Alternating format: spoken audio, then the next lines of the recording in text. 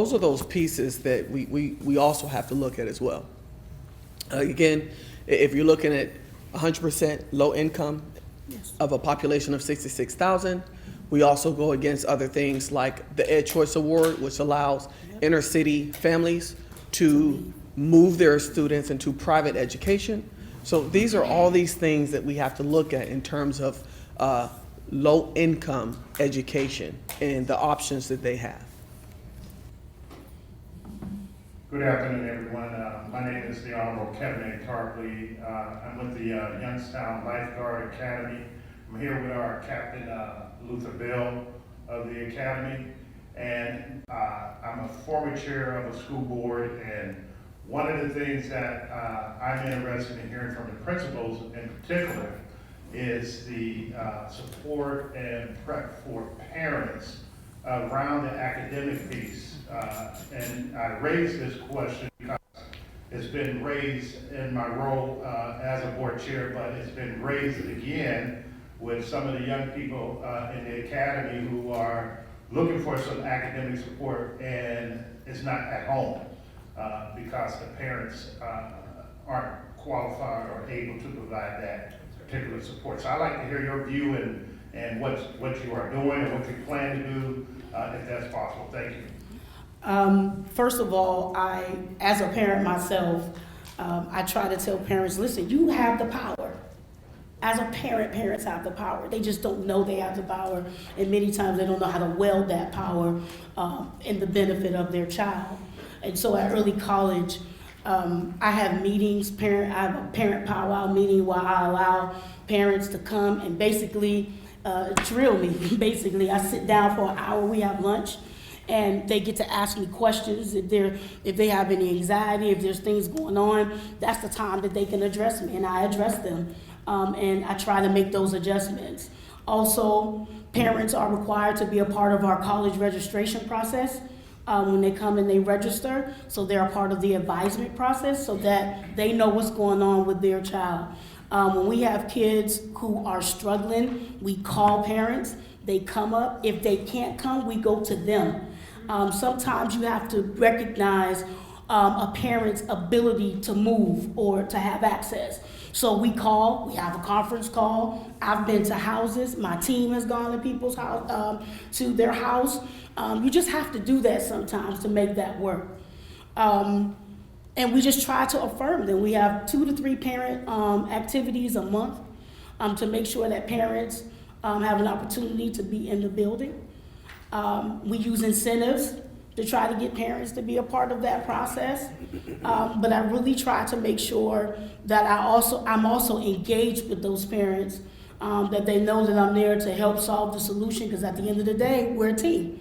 I can't get that done without them. So yes, and my parent coordinator, we have a parent sitting on the building leadership team. So as a parent, she gets access to our decisions, why we decide what we do. So she's a part of that. So as the parent engagement coordinator, she goes back and she deals with our parents, and so they strategize and they plan accordingly. In our school, there's a few things that we do. One of the things we do is we have a family engagement committee, which is totally comprised of parents. And when I sit down with this committee, which is once a month, my question is, what have we not articulated well enough that will help you support your scholar at home? What supports do we need to put in place? What workshops do we need to run? What is it that you want to learn more about?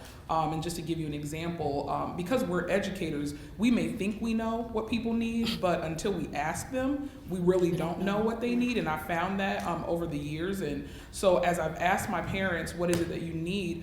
They'll say, we really don't understand new graduation requirements. Can you just do something around that? Or my child is coming home with this new math. It's not the same as the math I had when I was in school. How can I help my child? And so basically what we do is we take whatever their response is, and I work with my dean of culture, and we create whatever it is that parents are asking us to create. And the second thing we do is recognizing that the bulk of my parents are working more than one job. We have started to put events together, we merge them so that parents don't have to come to the school so often.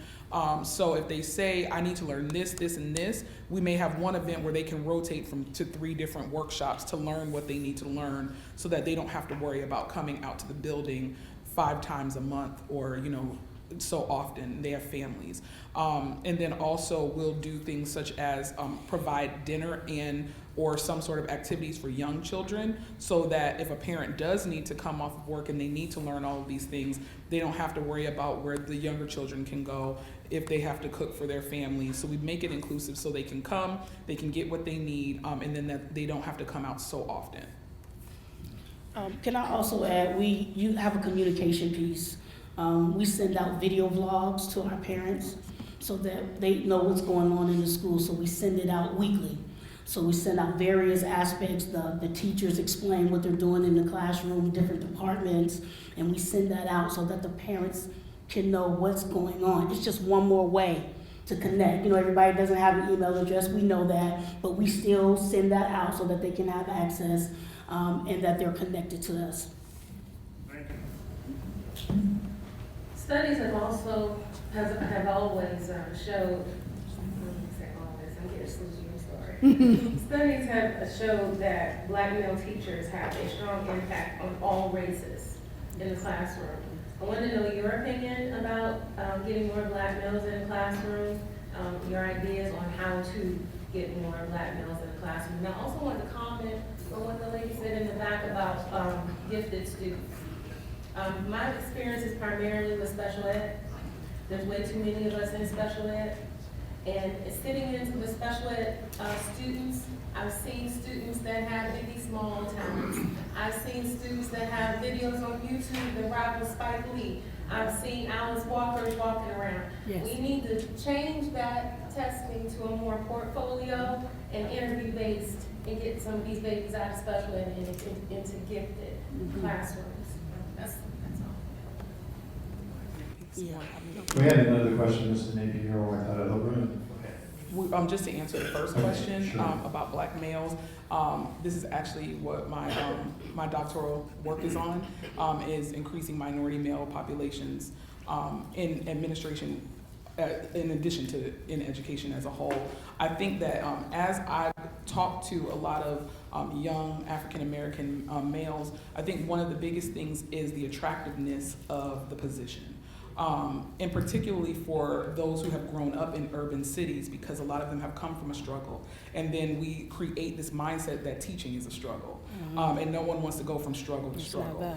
And so we have to work on the attractiveness of the position and be able to present what the benefits are. I think there's also some larger conversations that need to happen about compensation and income for the job that we do. I think that when we start having those conversations on a larger level, we're going to start seeing more diverse population of individuals entering into education, and particularly Black males.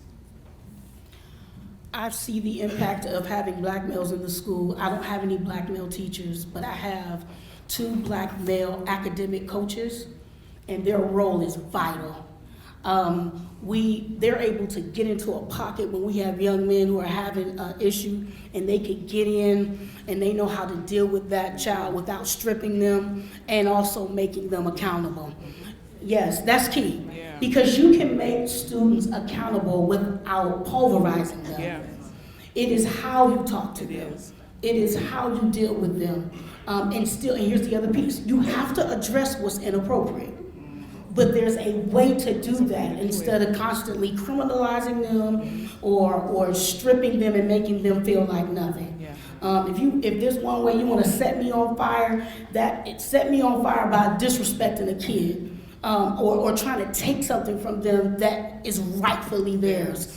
That will stir me up because kids, they seriously, they are our future. We cannot move this generation, this society, without them. If they are hurt and broken, they are a reflection of what is happening in the bigger scope of things. And we just have to be, like Principal Smith said, more intentional about our strategies of how to bring healing, how to bring awareness and accountability Because there are many facets that we're dealing with when we're dealing with these young people. And it all matters. It all matters. It does. Hello, I'm Joseph Napier Sr. I'm a resident of the city of Youngstown, Ohio, which I'm a proud resident of the city of Ohio.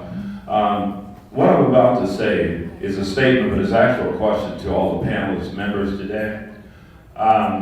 We would agree in this room that we're all a part of a society, or if you will, a community, the community at large, even if it's Cleveland or Akron or anywhere in between.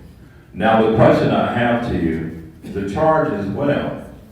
Now, we're here today collectively for a reason, for our children. I think we would all agree on that, so we can start there. Now, the second thing, and how I wanted to do and frame this statement or charge to the audience and to the panelist members is a question too. What is our best and greatest hope going forward for the children of our community?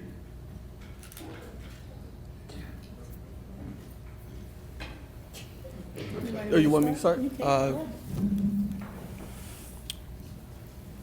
I think one of the greatest hopes is our belief, not only in the students, but their talents. We have some creative, in terms of what I do, I'm sorry, in terms of what I do, I am all over the city and counties. I serve on multiple boards, dealing with mental health, behavioral issues, occupational issues, and education, deficiencies. And so I go into the schools. I work with different, community organizations about after-school programming. Me and Mr. Bright both serve on the Education Workforce Development Committee for the city. And so, one of the things is we have some very talented individuals. The question that I ask you is, what makes them different from you? What makes them different? So once you start there, once